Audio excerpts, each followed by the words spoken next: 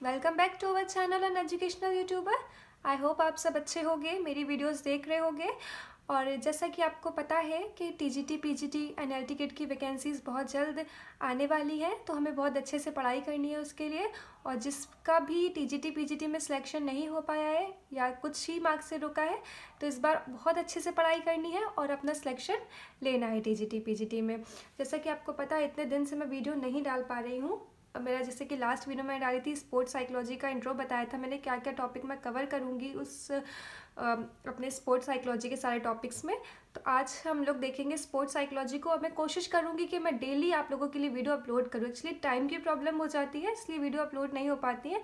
But अब से मैंने ऐसा कुछ टाइम को अपने मैनेज किया है कि मैं डेली आप लोगों के लिए एक एक वीडियो अपलोड करूँगी। और साथ ही में आप लोगों के लिए मैंने 5 क्वेश्चंस डेली डालूंगी। जब भी मैं वीडियो डालूंगी इसमें 5 क्वेश्चंस आप लोगों के, जैसे मैं गेम्स का टॉपिक कंप्लीट करा चुकी हूँ, हिस्ट्री कंप्लीट हो चुका है, या जो भी छोटे मोटे टॉपिक जो मैंने कंप्लीट करा रखे हैं उससे रिलेटेड मैं आपसे क्वेश्चन डालूंगी। अपने लास्ट में पढ़ाने जो भी टॉपिक होगा उसको पढ़ाने के बाद मैं 5 क्वेश्चंस पूछूंगी आपसे, और आपको कमेंट बॉक्स में आंसर्स देने हैं मुझे इस क्वेश्चंस के। जितना आपको पता है उसके बारे में दीजिए, या जिसका शॉर्ट में आंसर दे सकते हो उसका शॉर्ट में आंसर दीजिए। तो चलिए आज हमें आपको वो आपको क्वेश्चन अपलोड किए हैं मैंने वो, तो आप मुझे उन क्वेश्चंस का आंसर दीजिएगा कमेंट बॉक्स में। और चलिए हम अपने टॉपिक पर आते हैं। हमारा टॉपिक है आज का स्पोर्ट्स साइकोलॉजी। आज हम पढ़ेंगे स्पोर्ट्स साइकोलॉजी। जैसे कि आपने देखा होगा, जो मैंने इंट्रो दिया था उसमें फर्स्ट टॉपिक मैंने स्पोर्ट्स साइकोलॉजी में मीनिंग ऑफ साइकोलॉजी लिया था। तो आज का ये हमारा लेक्चर नंबर 1 है, जिसमें हम पढ़ेंगे meaning of psychology. Meaning of psychology को जानने से पहले हम देखते हैं कि ये जो साइकोलॉजी है ये वर्ड कब यूज़ में आया है हमारे, और किस ईयर में आया और किसके द्वारा आया है। तो सबसे पहले देखते हैं, in 1590 Rudolf used first time term psychology. 1590 में साइकोलॉजी वर्ड यूज्ड हुआ था, और किसने किया था? रुडोल्फ थे, जो कि जर्मनी थे। उन्होंने ही फर्स्ट टाइम वर्ड यूज़ किया था साइकोलॉजी। अब हम देखते हैं मीनिंग ऑफ साइकोलॉजी। साइकोलॉजी की मीनिंग क्या है? तो the word psychology strive from 2 Greek word. जो वर्ड साइकोलॉजी है वो 2 ग्रीक वर्ड से मिलकर बना हुआ है। फर्स्ट है साइकी एंड सेकंड इज लोगस। आप लोग एक चीज़ याद रखोगे, साइकोलॉजी कभी कभी पूछ लेते हैं कि साइकोलॉजी जो है किस वर्ड से मिलके बना है, तो आप लोगों को अच्छे से याद रखना है कि ये ग्रीक वर्ड से मिलके बना है। साइकोलॉजी ग्रीक वर्ड से मिलके बना है। फर्स्ट वर्ड है साइकी एंड सेकंड वर्ड है लोगस। वेयर साइकी मीन्स, जहाँ साइकी का मतलब है सोल, स्पिरिट एंड माइंड। जहाँ साइकी का मतलब क्या है? सोल है, स्पिरिट है एंड माइंड है। And logos means study or talk. Logos means study or talk. Therefore, psychology used to mean talking about soul. जहाँ साइकोलॉजी को क्या बोला गया? देखिए, साइकी का मतलब आपको पता लगा, सोल मीन्स होता है आत्मा, spirit and mind. And लोगस means study, किसी के बारे में स्टडी करना, यानी कि साइकोलॉजी का मतलब हुआ स्टडी ऑफ सोल या टॉक अबाउट सोल। स्टडी करना, किसकी? सोल के बारे में स्टडी करना या बात करना सोल के बारे में, तो उसे ही कहेंगे psychology. Therefore psychology used to mean talking about soul. इसलिए साइकोलॉजी को बोला गया था, बताया गया, स्टडी की गई सोल के बारे में। Later it was called science of soul. बाद में इसको कहा जाने लगा साइंस ऑफ सोल। चेंज हुआ, साइंस ऑफ सोल जो है वो चेंज हो गया था साइंस ऑफ माइंड में। इसको भी डिस्कार्ड कर दिया गया। बाद में इसको बोला गया साइंस ऑफ कॉन्शियसनेस। देखिएगा आप लोग, कितना कुछ बोला गया साइकोलॉजी को। सबसे पहले साइकोलॉजी को बोला गया science of soul, then science of mind, उसके बाद साइंस ऑफ कॉन्शियसनेस, जिस सबको डिस्कार्ड करते करते at last psychology is accepted as science of behaviour. सबसे लास्ट में साइकोलॉजी को एक्सेप्ट किया गया साइंस ऑफ बिहेवियर में। किस में एक्सेप्ट किया गया? साइंस ऑफ बिहेवियर में। This whole concept was explained by Woodworth. जितना भी कॉन्सेप्ट था, सबसे पहले हमने क्या पढ़ा? सबसे पहले हमने science of soul, then science of behaviour and science of consciousness. ये सब कुछ डिस्कार्ड कर दिए गए, और लास्ट पे हमारा जो माना जाता है वो साइंस ऑफ बिहेवियर माना जाता है। क्योंकि आत्मा के बारे में पढ़ना इतना इजी नहीं होता। आत्मा के बारे में, मतलब सोल मतलब आत्मा के बारे में जानना इतना इजी नहीं है। किसी के माइंड के बारे में जानना इतना इजी नहीं था, इसलिए इसको डिस्कार्ड कर दिया गया।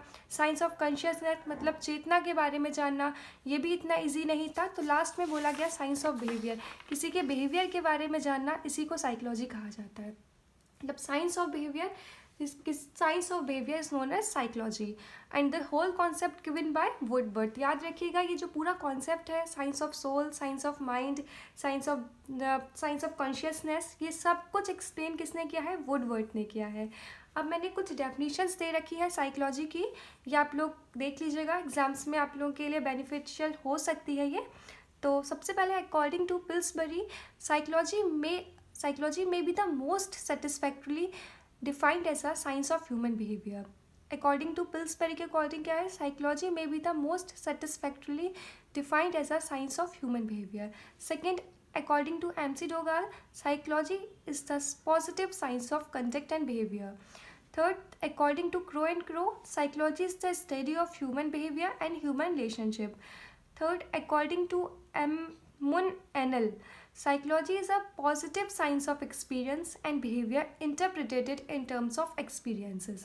तो ये मैंने कुछ साइकोलॉजी की डेफिनेशंस लिखी थी जो पूछी जा सकती है टीजीटी, पीजीटी और 11th-12th के बच्चों के लिए भी बहुत ही हेल्पफुल होंगी ये डेफिनेशंस।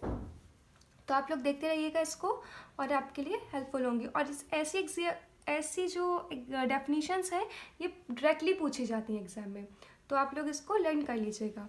चलिए आज के टॉपिक में मैंने कहा था मैं लास्ट में 5 क्वेश्चंस डालूंगी, तो आपके 5 क्वेश्चंस ये रहे। सबसे पहले मैंने पूछा है IGIPESS, ये क्या है? ये मैं बताती हूँ, ये यूनिवर्सिटी है, इसको कब एस्टेब्लिश किया है, क्या इसका फुल फॉर्म क्या है, ये सब आप मुझे कमेंट बॉक्स में लिख के बताओगे। सेकंड क्वेश्चन है who was the grandfather of Indian gymnasium movement.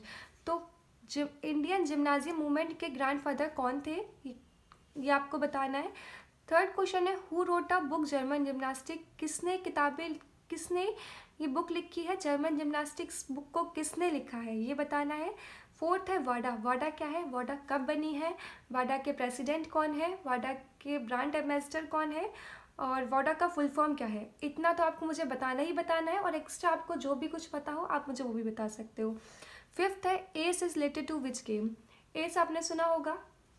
अच्छा मैं इसके ऑप्शन देती हूँ, इसके ऑप्शंस हैं tennis, table tennis, boxing and wrestling. आपको बताना है इसमें से एस किस गेम से रिलेट करता है। तो आज की वीडियो में इतना ही।